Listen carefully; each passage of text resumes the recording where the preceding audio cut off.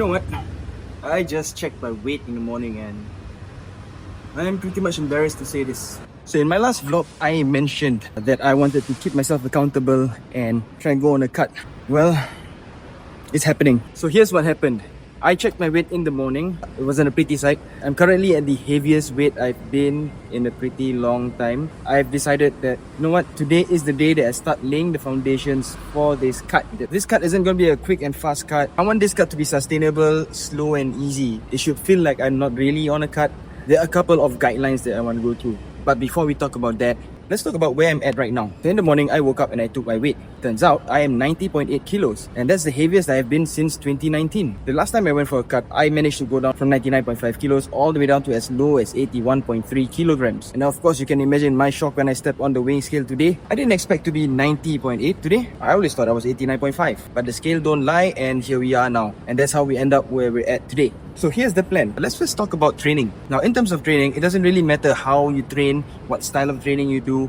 As long as you're in a caloric deficit, you'll be able to lose weight. Me, myself, I like to train and improve all my physical qualities. Things like power, speed, agility, strength, hypertrophy, mobility, cardio, conditioning. All of that has to be included into my program, which is why I've made the Time Crunch training template. This template allows you to fit in all those physical qualities in one program, training less than 3 hours a week. If you're interested in trying it out, links down below. It's a free download. All you have to do is just drop in your email and I'll send it to you. Plus, you get 15 days of coaching by me. Now that training is aside, let's talk about nutrition. So for nutrition, I am not going to be counting calories. I am not going to be counting macros because number one, at this point in time, I don't really have the time or capacity to do any of that. Eventually, I will have to do it when I reach a plateau, when I feel that I need to. But as of now, I am going to be using a method called the portion control method. Now with portion control, we're talking about portioning your food. There are 4 things that you must take note of. Carbs, fats, proteins, and vegetables. Yes, vegetables. So the framework is pretty simple. Every single meal, I am supposed to have at least 2 portions of vegetables, 2 portions of protein, 1 portion of carbs when I'm not training, or 2 portions of carbs when I'm training, and then 0 to 1 portion of fats. 0 portion of fats because sometimes we have incidentally fat in the protein source or the carb source. So we gotta learn how to give and take from there. So what is a portion size for carbs? Carb portion size is gonna be a cup handful. So that could be things like a cup handful of rice, a cup handful of cereal, a cup handful of bread, cup handful of corn. Yes, corn is not a vegetable, it's a carb. And what is a portion size for protein? So a portion size for protein is a palm size. Yes, the palm here as well as the thickness itself. That counts as 1. Next, we have vegetables. Now for vegetables, this is actually a free for all. I can eat as much as I want, but ideally 1 portion of vegetables is a fist.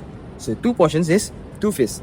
Vegetables, anything that's leafy green, mushrooms fall under vegetables as well, tomatoes as well, things that are higher in water and fiber. And then last but not least, we have fats. So fats is the sneaky one that loves to sneak in, especially with the kind of meals that we have in Singapore. We've got like fried rice, chicken rice and all that. Chicken skin on the chicken rice, on the chicken of the chicken rice, chicken...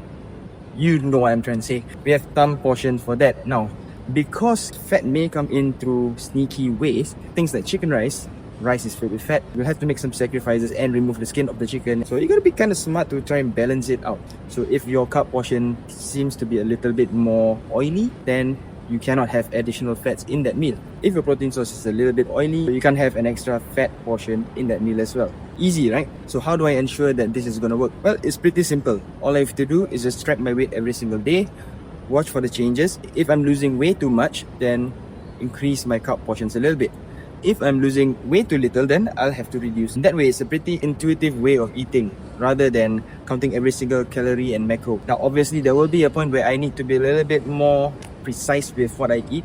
So that's when macro counting and calorie counting comes into play. Now, how long is this cut gonna last? First checkpoint will be at 80 kilograms. And once I hit 80 kilograms, I'll do a refeed and then we'll work our way back down again. And what happens if I do not stick to this diet? Then you guys have the opportunity to call me out. So why am I documenting this as well? So aside from this being a way for me to stay accountable to my goals, I also want this to be a learning opportunity for everyone out there. What I'm about to do is the same system that I apply to some of my clients who want to lose weight, those clients with body composition goals. I'm out here to put my methods to the test to see if this is gonna work. If it works, hey, you've got no excuses but to hop onto my coaching program. And if it doesn't, well, call me a fraud. Anyway, it's pretty hot here. I wanna move to somewhere else. Let's go. So what about times where I'm feeling a little bit snacky? Snacks are not off the table. I pretty much am able to snack. Ideally will be higher protein stuff like Greek yogurt.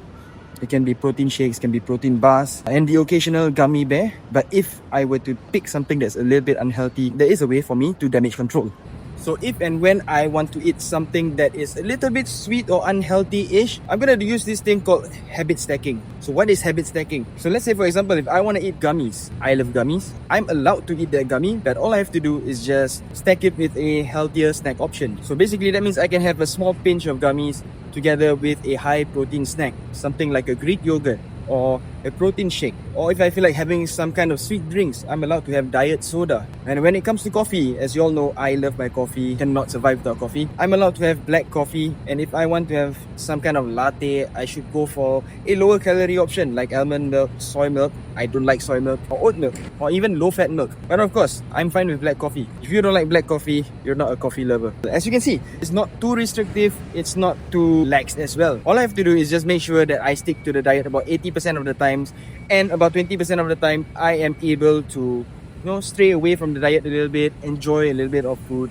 live life a little bit. Like I said, it's not meant to be a fast and drastic cut. I'm not expecting to see huge drops in my weight in the next week or so. I'm gonna take this slow, make it sustainable, and make it for the long term, because that's more important than just hitting a target weight as fast as possible only to yo-yo and bounce back up. So that is the plan of how I'm gonna cut down all the way to 80 kilos.